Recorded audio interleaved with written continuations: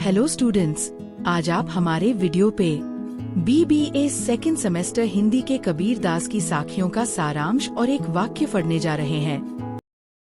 कबीर सद्गुरु ना मिल्या, रही अधूरी सीख, स्वांग जति का पहरी, घरी घरी मांग भीख। सारांश। इस दोहे में संत कबीर कहते हैं कि जिस व्यक्ति को सच्चे गुरु सद्गुरु की प्राप्ति नहीं होती, उसकी शिक्षा अधूरी रह जाती है। ऐसा व्यक्ति केवल बाहरी आडंबर करता है, जैसे साधु का वेश पहन लेना, जटाएं रखना, भगवा वस्त्र धारण करना आदि, परंतु उसकी आत्मा में कोई आध्यात्मिक जागृति नहीं होती। वह केवल दिखावे के लिए सन्यासी बना रहता है और घर घर जाकर भीख मांगता है। मुख्य संदेश। कबीर इस दोहे के माध्यम से ये सिखाते हैं कि बिना सद्गुरु के मार्गदर्शन के आत्मज्ञान संभव नहीं।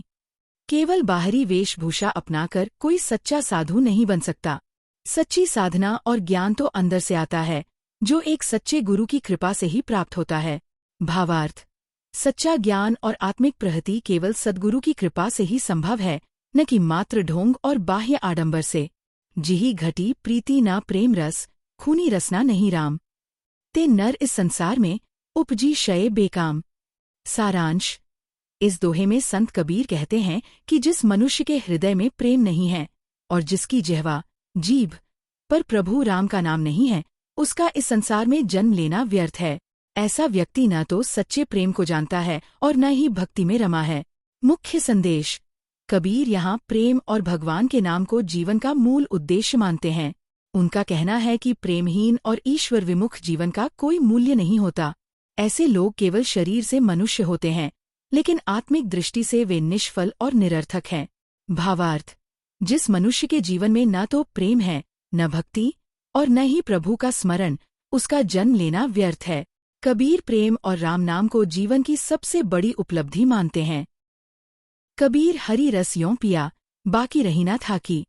पाका कलस कुम्हार का, बहरी ना चढ़े चाकी। सारांश। इस दोहे में संत कबीर कहते हैं कि मैंने भगवान हरि के प्रेम और भक्ति का रस इस तरह पिया कि अब मेरे भीतर कोई और इच्छा, द्वंद्व या बचा खुचा अहंकार नहीं रह गया। जैसे कुम्हार द्वारा पकाया हुआ घड़ा जब भट्टी में पूरी तरह पक जाता है तो वह दोबारा चाक पर नहीं चढ़ाया जाता, उसी तरह जो भक्त हरिरस में पूर्णतः डूब जाता है, वह सांसारिक मोहमाया में दोबारा नहीं उलझता। मुख्य संदेश। कबीर ये समझा रहे हैं कि सच्ची भक्ति और ईश्वर प्रेम में जब कोई पूरी तरह लीन हो जाता है तो उसका मन किसी भी सांसारिक वस्तु की ओर आकर्षित नहीं होता।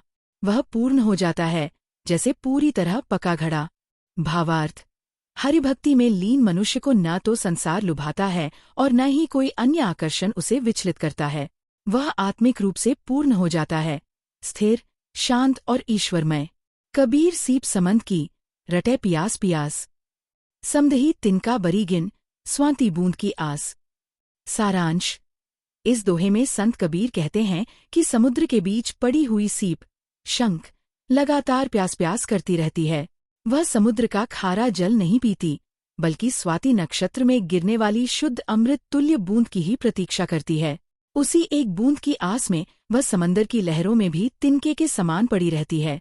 मुख्य संदेश। यह दोहा प्रतीकात्मक रूप में भक्त की ईश्वर के प्रति उत्कट तड़प और सच्चे प्रेम की प्रतीक्षा को दर्शाता है। जैसे सीप सिर्फ स्वाति की बूंद चाहती है, वैसे ही सच्चा भक्त केवल परमात्मा का शुद्ध प्रेम चाहता है। वह संसार की अन्य सुख सुविधाओं को अस्वीकार कर देता है। भावार्थ। जैसे सीप समुद्र के बीच होकर भी खारे जल को नहीं स्वीकारती और केवल स्वाति बूंद की प्रतीक्षा करती है, वैसे ही सच्चा साधक संसार के प्रलोभनों को त्याग कर केवल परमात्मा की कृपा और प्रेम की बाट जोहता है। यही सच्ची भक्ति है। ये ऐसा संसार है जैसा सैंबल का खूल, दिन 10 के ब्यौहार को, झूठे रंगी न भूली। सारांश। इस दोहे में कबीरदास संसार की नश्वरता और धोखे भरे आकर्षण को उजागर करते हैं। वे कहते हैं कि यह संसार सैंबल, सेमल के खूल जैसा है, जो बाहर से बहुत सुंदर, लाल गुलाबी और आकर्षक दिखता है, लेकिन उसके भीतर कोई रस या उपयोगिता नहीं होती। इसी प्रकार ये संसार कुछ दिनों की चकाचौंध, मोहमाया और दिखावे का मेला है। कबीर चेतावनी देते हैं कि इन झूठे रंगों में मत फंसो, क्योंकि ये सब क्षणभंगुर है। मुख्य संदेश। संसार के भौतिक सुख सौंदर्य और दिखावटी जीवन से मोहित न होकर व्यक्ति को सच्चे आत्मिक जीवन की ओर बढ़ना चाहिए। मोहमाया में फंसकर आत्मा का पतन न हो, यही कबीर की सीख है। भावार्थ, यह संसार कुछ समय के आकर्षण और चकाचौंध का मेला है। जैसे सेमल का फूल देखने में सुंदर परंतु भीतर से खोखला होता है, वैसे ही ये संसार भी बाहर से मोहक पर भीतर से शून्य है। इससे मोहित होकर जीवन का उद्देश्य मत भूलो। मनीषा जन्म दुर्लभ है, देह न बारंबार। तरवर्थ है फल झड़ी पड़या, बहुरी न लागे डार। सारांश, इस दोहे में संत कबीर मनुष्य जीवन के अमूल्य और अद्वितीय होने की बात करते हैं। वे कहते हैं कि यह मानव जीवन बहुत ही दुर्लभ है, बार बार नहीं मिलता। जैसे पेड़ से एक बार फल गिर जाता है तो वह वापस डाली पर नहीं चढ़ता, उसी प्रकार जब यह जीवन समाप्त हो जाता है तो दोबारा लौटकर नहीं मिलता। मुख्य संदेश, कबीर इस दोहे के माध्यम से जीवन के महत्व को समझाते हुए चेतावनी देते हैं कि इस दुर्लभ मानव जन्म को व्यर्थ न गवाओ। इसे सत्कर्म, भक्ति और आत्मबोध में लगाओ। मृत्यु के बाद पछताने से कुछ नहीं होगा। भावार्थ, मानव जन्म अनमोल है, इसे आत्म साक्षात्कार, भक्ति और सच्चे कार्यों में लगाकर सार्थक बनाओ, क्योंकि यह अवसर दोबारा नहीं मिलेगा। जीवन का क्षण क्षण कीमती है। माला पहनिया कुछ नहीं, भक्ति न आई हाथी। माथों मूंछ मुड़ाई करी, चलिया जगत के साथी। सारांश, इस दोहे में संत कबीर धार्मिक आडंबर और दिखावे की आलोचना करते हैं। वे कहते हैं कि केवल गले में माला पहनने या सिरमूंछ मुंडवाने से भक्ति नहीं मिलती। ऐसे लोग जो बाहर से सन्यासी या भक्त का रूप धारण करते हैं लेकिन अंदर से संसार के ही साथ चलते हैं, उनकी साधना और भक्ति केवल दिखावा होती है, सच्ची नहीं। मुख्य संदेश, कबीर इस दोहे में सच्चे भक्तिमार्ग की ओर ध्यान दिलाते हैं। वे कहते हैं कि भक्ति केवल बाह्य रूप, वेशभूषा या प्रतीकों से नहीं आती। ये तो हृदय की भावना और आत्मा की पवित्रता से उपजती है। यदि भीतर परिवर्तन नहीं हुआ तो बाहरी साधनों का कोई मूल्य नहीं। भावार्थ, सिर्फ साधु जैसा वेश धारण करना, माला पहनना या मुंडन करवाना भक्ति नहीं है। जब तक मन और आत्मा से ईश्वर के प्रति प्रेम और समर्पण नहीं होता, तब तक सच्ची भक्ति संभव नहीं। दिखावे की भक्ति व्यर्थ है। ना कछु किया ना करी सक्या, न करने जोग शरीर। जे कछु किया हरि किया, ताथे भया कबीर कबीर। सारांश, इस दोहे में संत कबीर अत्यंत विनम्र भाव से कहते हैं कि ना तो मैंने कुछ किया, न कर सका, और न ही मेरा ये शरीर कुछ करने योग्य है। यदि कुछ भी हुआ है तो वह सब भगवान हरि की कृपा से ही हुआ है। उसी कृपा के कारण ही कबीर नाम संसार में प्रसिद्ध हुआ। मुख्य संदेश, यह दोहा आत्मविनय और ईश्वर के प्रति पूर्ण समर्पण का भाव प्रकट करता है। कबीर यह सिखाते हैं कि अहंकार छोड़कर जो कुछ भी अच्छा हुआ है उसे ईश्वर की देन मानना चाहिए। व्यक्ति कुछ भी अपने बल से नहीं कर सकता, सब कुछ ईश्वर की प्रेरणा, इच्छा और कृपा से ही संभव होता है। भावार्थ, कबीर कहते हैं कि मेरी कोई योग्यता नहीं, जो कुछ भी हुआ है वह सब ईश्वर की कृपा से हुआ है। इसी कारण कबीर का नाम हुआ, वरना मैं तो कुछ भी नहीं था। यह सच्चा भक्त वही है जो अपनी नहीं, केवल प्रभु की महिमा गाता है। कमोदनी जलहरी बसे, चंदा बसे आकासी। जो जाही का भावता, सो ताही के पास। सारांश, इस दोहे में कबीरदास संसार के प्रत्येक प्राणी की स्वाभाविक प्रवृत्ति और आकर्षण की ओर संकेत करते हैं। वे कहते हैं, जैसे कमलिनी कमल का फूल को जल प्रिय है, इसलिए वह जल में ही निवास करती है। चंद्रमा को आकाश प्रिय है, इसलिए वह आकाश में रहता है। उसी प्रकार हर प्राणी या व्यक्ति उसी के पास जाता है या उसी में रम जाता है जो उसे प्रिय होता है या भाता है। मुख्य संदेश, इस दोहे का गहरा भाव ये है कि मनुष्य का आकर्षण जहाँ होता है वह वहीं चला जाता है, चाहे वह ईश्वर हो, संसार हो, धन हो या माया। इसलिए मन को ऊंची दिशा में लगाना चाहिए, क्योंकि अंततः व्यक्ति उसी की ओर खींचता है जिसे वह अपने हृदय में बसाता है। भावार्थ, प्रकृति के हर तत्व का अपना प्रिय स्थान होता है। उसी प्रकार मनुष्य भी जहाँ उसकी रुचि, आसक्ति या प्रेम होता है उसी की ओर बढ़ता है। इसलिए यदि मन में ईश्वर प्रेम है तो जीवन उसी ओर चलेगा, यदि माया का मोह है तो भटकाव ही मिलेगा। कबीर सिरजनहार बिन मेरा हितु न कोई, गुण अवगुण बेहड़े नहीं, स्वार्थ बंधी लोई। सारांश, इस दोहे में संत कबीर कहते हैं कि इस संसार में मेरे सच्चे हितैषी, भले चिंतक केवल मेरे सिरजनहार अर्थात ईश्वर ही हैं। मनुष्य तो अपने स्वार्थ के अनुसार ही संबंध बनाता और तोड़ता है। वह ना तो किसी के गुणों से स्थायी प्रेम करता है और न ही दोषों के कारण सदा दूर रहता है। उसका व्यवहार केवल अपने स्वार्थ पर आधारित होता है। मुख्य संदेश: कबीर इस दोहे के माध्यम से ये सिखाते हैं कि संसार में कोई स्थायी अपना नहीं होता। यहाँ सब संबंध स्वार्थ पर आधारित होते हैं।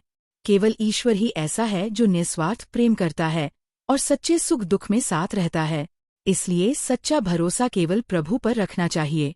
भावार्थ: इस संसार में स्वार्थ के बिना कोई किसी का नहीं होता। लोग गुणदोष नहीं, अपने लाभ की दृष्टि से संबंध निभाते हैं। केवल ईश्वर ही सच्चा प्रेमी और हितैषी है, वही सदा साथ देता है। फर्स्ट मेन 1 अंक के प्रश्नोत्तर। साखी: कबीर सद्गुरु ना मिल्या, में अधूरी सीख क्यों रही? उत्तर: सद्गुरु नहीं मिला। 2 स्वांग जति का पहरी का क्या अर्थ है? उत्तर: झूठा साधु बनकर रहना। 3 किसे कबीर बेकाम कहते हैं? उत्तर: जिसमें प्रेम या राम नाम नहीं। 4 हरि रस यों पिया, में हरि रस किसे कहते हैं? उत्तर: ईश्वर का प्रेम। 5 बहुरी ना चरदे चाकी का क्या आशय है? उत्तर: एक बार बना पात्र दोबारा चाक पर नहीं चढ़ता। 6 कबीर किसे पाका कलस कहते हैं? उत्तर: परिपक्व साधक।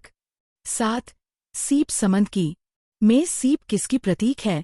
उत्तर: साधक की। 8 स्वांति बूंद का प्रतीक क्या है? उत्तर: ईश्वर कृपा। 9 जैसा सैंबल का खूल किस बात को दर्शाता है? उत्तर: जीवन की क्षण भंगुरता। 10 दिन 10 के व्यवहार को किस जीवन पक्ष की ओर संकेत करता है? उत्तर: अस्थायी सुख। 11 कबीर के अनुसार मनुष्य जीवन कैसा है? उत्तर: दुर्लभ। 12 तरवर्थ है फल झड़ी पड्या का आशय क्या है? उत्तर: अवसर चला गया तो लौटता नहीं। 13 माला पहनने से क्या नहीं मिलता? उत्तर: भक्ति। 14 कबीर के अनुसार माथा मुड़ाने का क्या अभिप्राय है? उत्तर: केवल बाह्य आडंबर। 15 ना कछु किया ना करी सक्या, में आत्मबोध किसका है? उत्तर: कबीर का। 16 जो जाही का भावता से क्या अभिप्राय है? उत्तर: हर कोई अपने अनुसार ही पसंद करता है। 17 कमोदनी जलहरी बसे, पंक्ति में कमोदनी क्या है? उत्तर: कुमुदनी खूल। 18 चंदा बसे आकाशी, में चांद का संकेत किस ओर है? उत्तर: अपने स्थान पर रहने का। 19 गुण अवगुण बेहड़े नहीं, में कौन नहीं विचलित होता? उत्तर: ईश्वर। 20 स्वार्थ बंधी लोई किसका संकेत है? उत्तर: स्वार्थी समाज। 21 हरि किया का अर्थ क्या है? उत्तर: ईश्वर की इच्छा से हुआ। 22 कबीर के अनुसार करने योग्य शरीर किसे कहते हैं? उत्तर: जिसमें भक्ति हो सके। 23 सिरजनहार का अर्थ क्या है? उत्तर: सृष्टिकर्ता। 24 हितु न कोई से क्या तात्पर्य है? उत्तर: सच्चा साथी सिर्फ ईश्वर। 25 कबीर के अनुसार सच्चा साधक कौन है? उत्तर: जो प्रेम रस में डूबा हो। 26 झूठे रंगी न भूली किस भाव को प्रकट करता है? उत्तर: सांसारिक आकर्षण में न फंसना। 27 मांगे भीख किसका संकेत है? उत्तर: ढोंगी साधुओं का। 28 कबीर के अनुसार प्रेम रहित जीवन कैसा है? उत्तर: व्यर्थ। 29 कबीर किस चीज को दुर्लभ मानते हैं? उत्तर: मनुष्य जन्म। 30 कबीर के अनुसार भक्ति किससे मिलती है? उत्तर: सच्चे मन से राम भजन करने से। अगर आपको ये वीडियो अच्छी लगी हो तो लाइक शेयर और हिंदी गुरु चैनल को सब्सक्राइब कीजिए।